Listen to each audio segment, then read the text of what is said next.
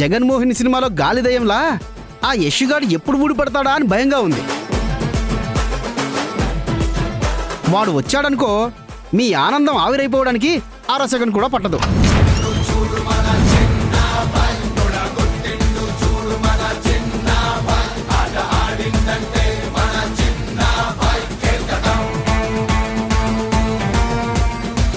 మర్యాదగా అడుగుతున్నా, ఆ డబ్బు ఎక్కడుందో చెప్పు. నువ్వు అడిగింది మీలో ఎవరు కోటేశ్వరులో ₹1,00,00,000 ప్రశ్న. మేము చంకలు గుద్దుకుంటూ నాకు తెలుసు అని చెప్పేస్తామా? ఇప్పటికే నీకు చాలా అవకాశాలు ఇచ్చాను, ఇక నన్ను విసిగించకు. ఏటి బెదిరుతున్నావా? నువ్వు బెయిల్లో ఉన్నావు, మర్చిపోకే. నా ఒంటి మీద ఒక్క దెబ్బ పడ్డా తిరిగి అదే జైలుకి పంపేస్తాను. నువ్వు నన్ను జైలుకి పంపిస్తావా? జైలుకి అయ్యా, నువ్వు కూల్గా చెప్తే వినవరా? నీకు ఇలా చెప్తేనే అర్థమవుతుంది. అయ్యో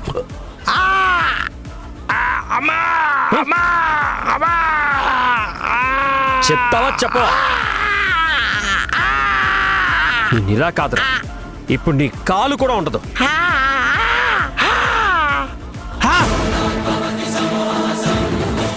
అసలు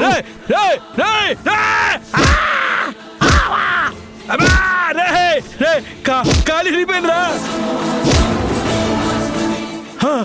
నువ్వు మనిషి కాదురా, రాకేశుడి. అమ్మో అబ్బా! చెప్తావా? ఇంకొక కాలు కూడా విరగొట్టమంటావా?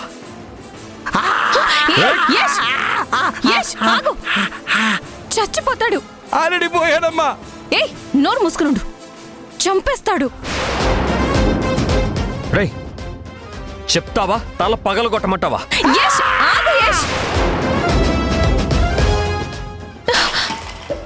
ముందు పద పద రా. దేవా, మీరు చేసిన యాక్టింగ్ సూపర్ యాక్టింగ్ దేవా.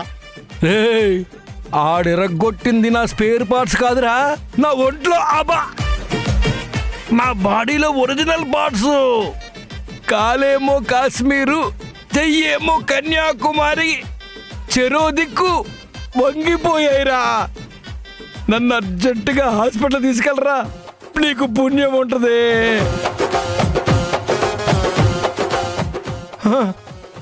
అబ్బా!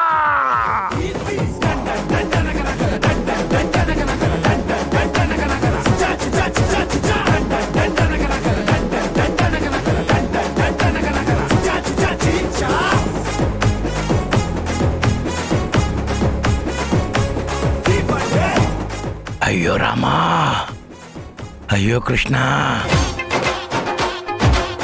అయ్యో రామా, అయ్యో కృష్ణ. అమ్మా మధు. అయ్యో మావయ్య, ఏమిది మావయ్య? ఈ కట్లేంటి, ఈ దెబ్బలేంటి? ఆ యష్గాడు వచ్చాడు. ఎక్కడ ఒక్క సాక్ష్యం కూడా దొరకకుండా వాడి ప్రతాపం అంతా నా మీద చూపించి నా కాలు చెయ్యి ఇరగొట్టి వెళ్ళిపోయాడు. చూడు మధు, ఎలా కట్లు కట్టారో. నా బాడీ పార్ట్స్ని ఇలా డివైడ్ అండ్ రూల్ చేస్తారని నేను అసలు అనుకోలేదు. వాళ్ళ ఆటలు మరీ ఎక్కువైపోతున్నాయి మావయ్య. ఇంట్లో ఆ సింధు నాకు నిద్ర లేకుండా చేస్తోంది. ఇక్కడ వీడేమో మిమ్మల్ని ఇలా హాస్పిటల్ పాలు చేశాడు. ఈ మొగుడు పెళ్ళాలకి అడ్డు అదుపు లేకుండా పోతుంది. వీళ్ళకి తోడు ఆ దమయంతి మండే మంటలకి ఆజ్యం పోస్తుందా? పెట్రోల్ పోస్తుంది కోతి మామ.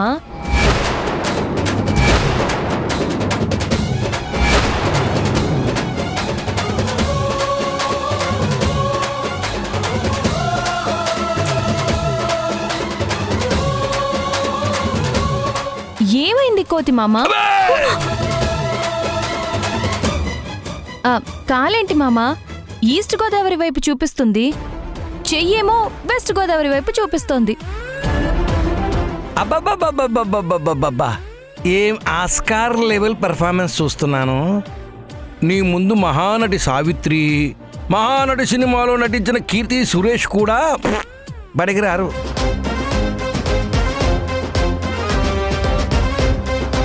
నీ మొగుడి చేత నన్ను ఎరగొట్టించి నువ్వు తీరిగ్గా సినిమా క్లైమాక్స్లో పోలీసులు వచ్చినట్టు వచ్చి నీ మొగుడిని వెనక్కి లాక్కెళ్ళావు. లాగాను కాబట్టే ఒక చెయ్యి ఒక కాలు అన్న పనిచేస్తున్నాయి కోతి మామ. దానికి నువ్వు సంతోషించు. నేను ఎటూ సంతోషిస్తాను కోడలా. ఆడు కొడుతుంటే నేనేటి సరదా కొట్టించుకోలేదు. నన్ను కొట్టిందంతా పులిగాడు రికార్డు చేశాడు.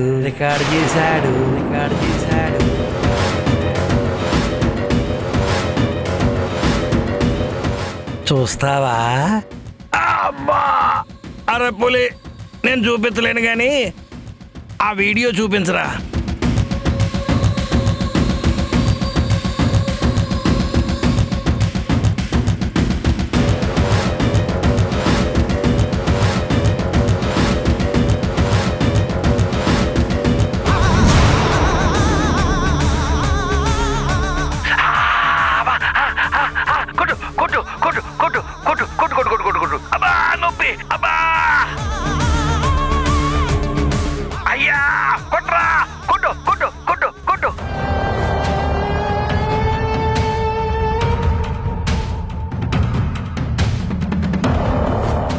వాడి మీద కేసు బుక్ చేశాను. పోలీసులు ఈ పాటుకొస్తూ ఉంటారు.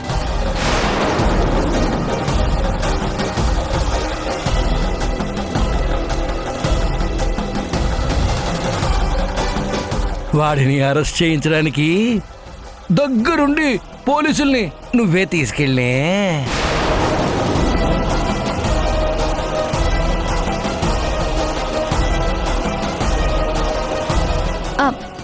మావయ్య, యష్ అరెస్ట్ కాకూడదు. నువ్వేం అడిగినా చేస్తాను. ఈ ఒక్క సాయం నాకు చెయ్యి. మరి ఇందాకేటో అన్నావే పెట్రోలు పోసేస్తాను అని. నేను తలుచుకుంటే పెట్రోలు పొయ్యకుండానే తగలెట్టేస్తాను, గుర్తెట్టుకో.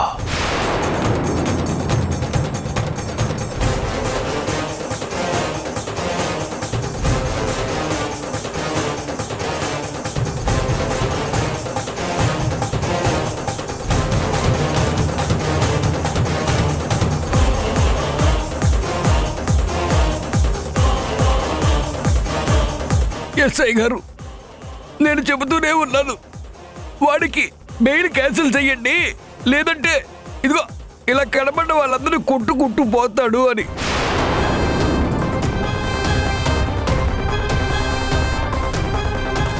ఎఫ్ఐఆర్ రాయండి, కేసు బుక్ చేయండి, వాడిని అరెస్ట్ చేయండి.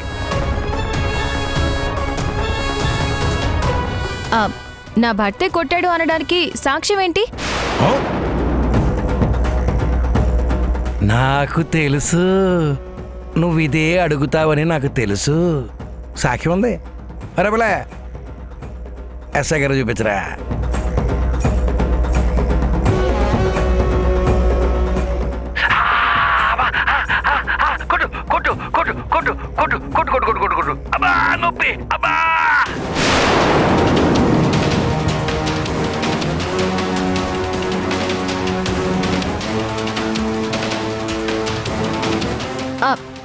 చెప్పాను కదా ఎస్ఐ గారు, నా భర్తని జైలుకి పంపించడానికి తను ఎన్ని నాటకాలైనా ఆడతాడని.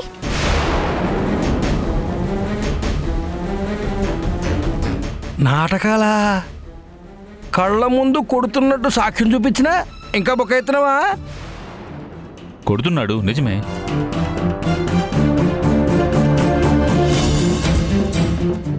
కానీ ఆయన ఎవరు కొడుతున్నారు?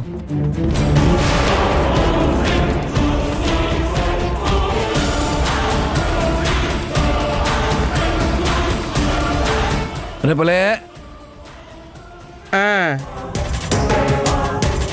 చూడండి సార్, సాక్ష్యం చూడండి.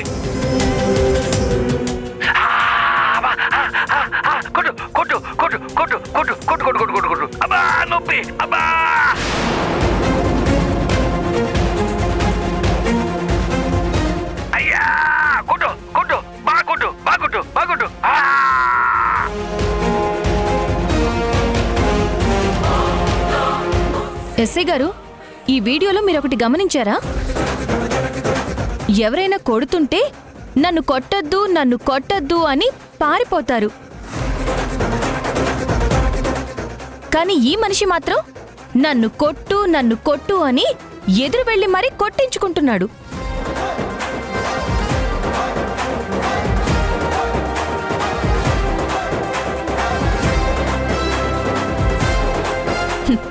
ఇదంతా నా భర్తని జైలుకి పంపించడానికి తను ఆడుతున్న నాటకాలు కానీ ఇవేవీ నిజాలు కావు.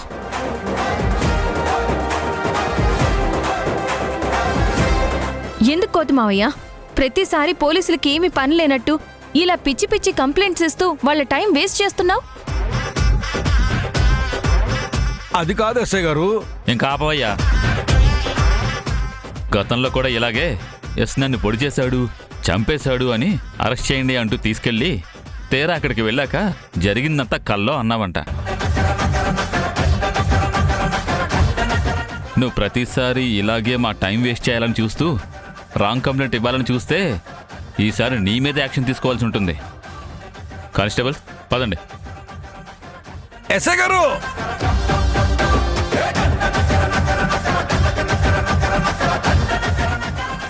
ఏరా నీకేంటి చెప్పాను? ఏ వీడియో తీసావురా? చెత్తేదవా. మీరే కదేవా ఎప్పుడైనా యష్ మిమ్మల్ని కొట్టడానికి వచ్చినప్పుడు మిమ్మల్ని వాడు కొడుతున్నట్టు తీయమన్నారు కానీ వాడిని తీయమన్నారా?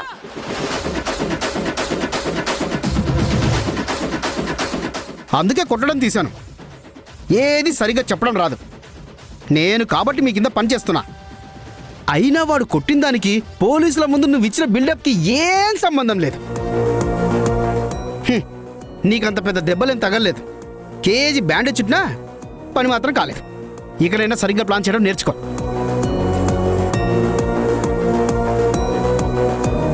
కోతిమామా, నువ్వు తొందరగా కోలుకోవాలి. జాగ్రత్త. Wish you speedy recovery.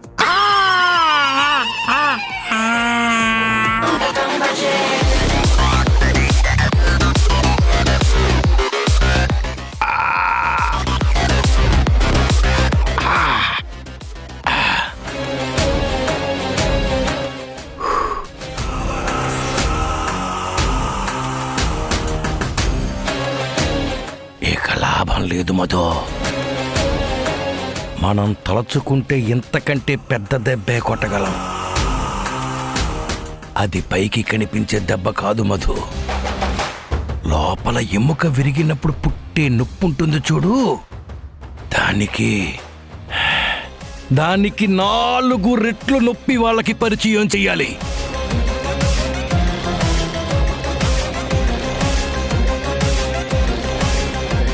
నేను హాస్పిటల్ నుండి డిశ్చార్జ్ అయ్యి ఇంటికి వచ్చే లోపు నాకొక సాయం చేస్తానని మాటివో మధు.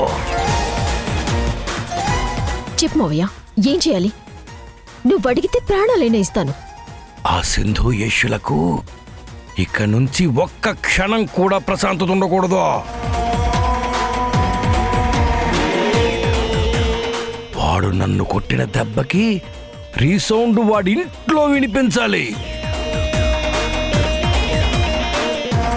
ఈ మారుతీరావుని కెలికితే ఎలా ఉంటుందో ఆ మొగుడు పెళ్ళాలకి తెలియాలి. నువ్వలా చేస్తావా మధు? మావయ్య, నువ్వు ఇంటికి వచ్చేలోపు వాళ్ళకి ఎలా చెక్ పెడతానో చూస్తూ ఉండు. ఈ మధు గేమ్ ఆడితే ఎలా ఉంటుందో ఆ సింధుకి యష్కి తెలిసేలా చేస్తాను.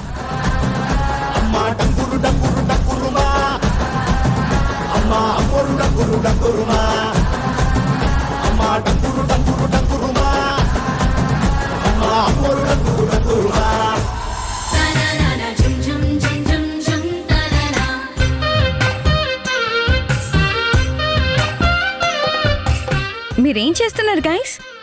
హోంవర్క్ అక్క. శశి, రిషి, ఈ హోంవర్క్లు తర్వాత చేయొచ్చులే. బయట క్లైమేట్ బాగుంది, అలా వెళ్ళి ఐస్ క్రీమ్ లాగించేసొద్దామా? సూపర్ ఐడియా అక్క, వెళ్దాం పదా. నువ్వురా నా తమ్ముడంటే. ఏంటి శశి, నీకు ఐస్ క్రీమ్ వద్దా? కావాలక్క, కానీ అమ్మొచ్చేలోపు హోంవర్క్ ఫినిష్ చేయమంది. తన ఇంట్లో కూడా లేదు. చెప్పకుండా వెళ్తే తర్వాత మనకి షౌంటింగ్ ఉంటుంది. హోమ్ మినిస్టర్ లేకపోతే మన బిల్ చీఫ్ మినిస్టర్ తో పాస్ చేయించుకుందాం. ఏ అర్థం కాలేదా? నానమ్మ పర్మిషన్ తీసుకుని వెళ్దామని అంటావు అంతేనా? బ్రో నువ్వు వేరే లెవెల్ బ్రో. పద శశి, అక్క చూసుకుంటానంటుంది కదా, అలా సరదాగా వెళ్ళి మనం ఐస్ క్రీమ్ తినేసొద్దాం. సరే పదండి. పిల్లలు జేజీ.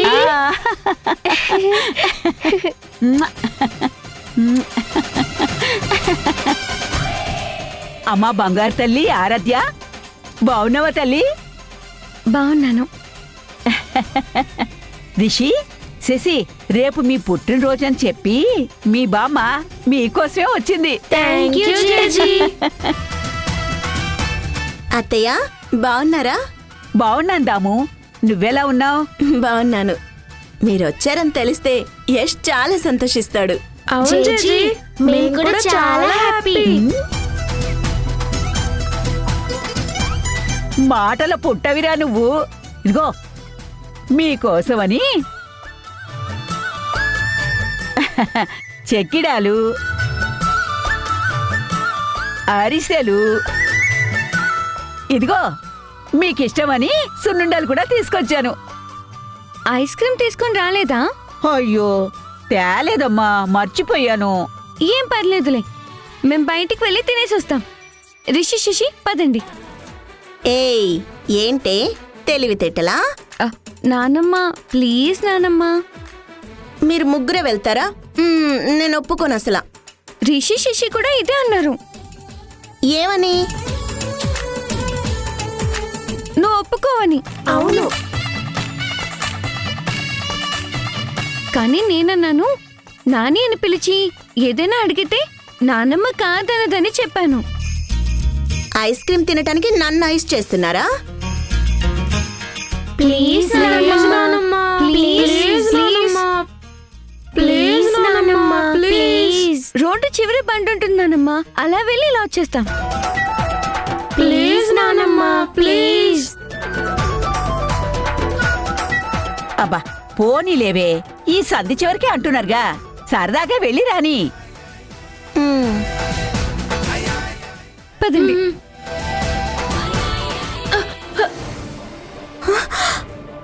రిషి, అయ్యో. లే రిషి. రిషి నీకేం కాలేదు కదా? నాకేం కాలేదు నానమ్మ. వెళ్ళేప్పుడు ఈ అపశకనం ఏంట్రా? నాకేదో భయంగా ఉంది. ఇప్పుడు మీరు ఎక్కడికి వెళ్ళకండి. ప్లీజ్ నానమ్మ, ప్లీజ్. నేను ఒప్పుకోను. ప్లీజ్ నానమ్మ, ప్లీజ్. ప్లీజ్ నానమ్మ. ప్లీజ్ నానమ్మ. దాము వాడేదో బ్యాగ్ తట్టుకుని కింద పడ్డాడు. దాన్ని అపశకనం అంటావేంటి? ఈ వయసులో నేనే ఇవన్నీ పట్టించుకోవడం లేదు. అయినా నీకు ఇచ్చేస్తాలేంటే? వెళ్ళనీలే. ప్లీజ్ నానమ్మ, ప్లీజ్ నానమ్మ. ప్లీజ్ సరే జాగ్రత్తగా వెళ్ళండి. రోడ్డుపై అటు ఇటు పరిగెత్తకండి. ఆ? నేను చూసుకుంటానులే నానమ్మ. రిషి శశి రండి వెళ్దాం.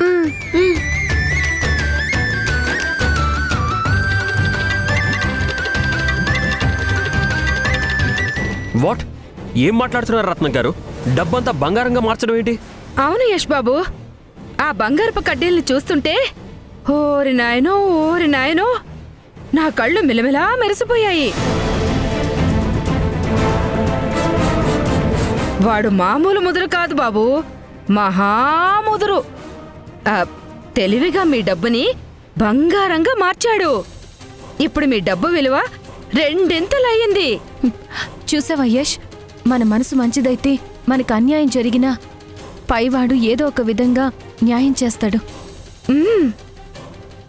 రత్నం గారు, మా కోతి మామ మిమ్మల్ని ఎక్కడికి తీసుకెళ్లాడు? ఆ బంగారాన్ని ఎక్కడ దాచాడు? ఏమైనా మీకు తెలిసిందా? లేదు సింధు, చెప్పాను కదా, వాడు మా కళ్ళకి గంతలు కట్టాడు. అక్కడి దాకా మీరు చేరుకున్నారు అంటే మనం కూడా న్యాయానికి దగ్గరగా చేరుకున్నట్టే. మీ కళ్ళు చూడలేకపోయినా మీ మిగతా సెన్సెస్ ఏవో కొన్ని గుర్తులు గమనించే ఉంటాయి కదా అవన్నీ ఒకసారి గుర్తు చేసుకోండి. మీరు కొంచెం ప్రశాంతంగా ఆలోచించండి. దారిలో మీకు కొన్ని శబ్దాలు వినిపించుంటాయి. అవి స్థిమితంగా ఆలోచించండి. మీరు కారు ఎక్కినప్పటి నుంచి మొత్తం ఏం జరిగిందో మాకు కొంచెం వివరంగా చెప్తారా?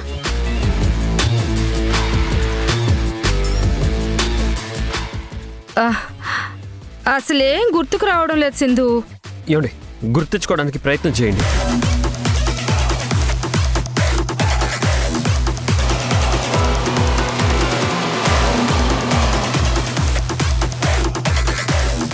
మేము అలాగా కారులో బయలుదేరామా, కాసేపు అయ్యాక కారును ఒక దగ్గర ఆపాడు.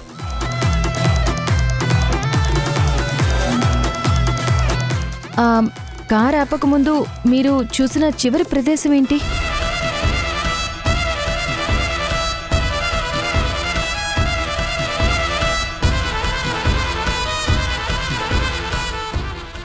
అదేదో ఫంక్షన్ హాల్ ఉంది సింధు. అదేదో ఎంఎస్ రాయల్ ఫంక్షన్ హాల్ దగ్గర టర్నింగ్ తీసుకున్నాడు సింధు. ఆ తర్వాత చాలా నిర్మానుష్యమైన ప్రదేశానికి వచ్చేసాం.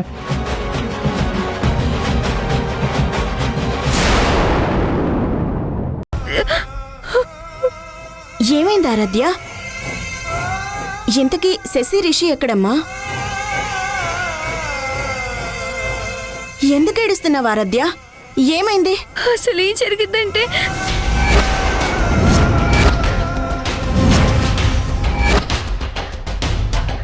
యష్, కోతిమామ వస్తున్నాడు. దాక్కుందాం.